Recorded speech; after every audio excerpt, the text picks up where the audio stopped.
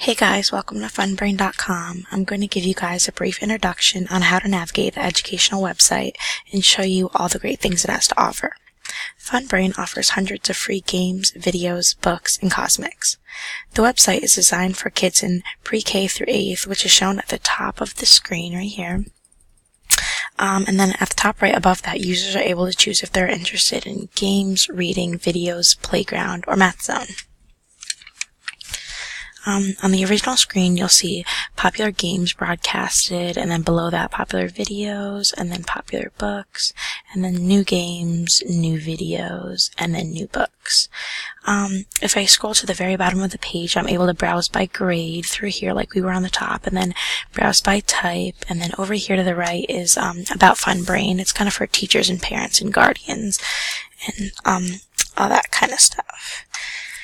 So, if I go to the top, I can click 5th grade, which is in purple right here, and it reminds you that you're in 5th grade right here, and then this is one of the most popular books, Diary of a Wimpy Kid, and I can click read now, and then right here is shown that it's 5th through 8th grade level, and then here's the cover of the book, and you can use these arrows to scroll to the next page, or you can go back like that, and then below that there's just some book information where you can buy the book, and it just lets you know who wrote the book. So if I go up, I can go to games, and I can click Vine Time, and right down here it shows you how to play, and then there's game controls.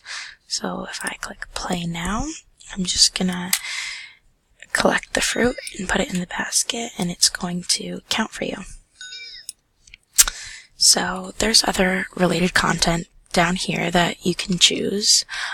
So then if the student wants to focus on math, there's all these different types of games that you can play. If you click load more, there's more games, and there's also videos on here to watch.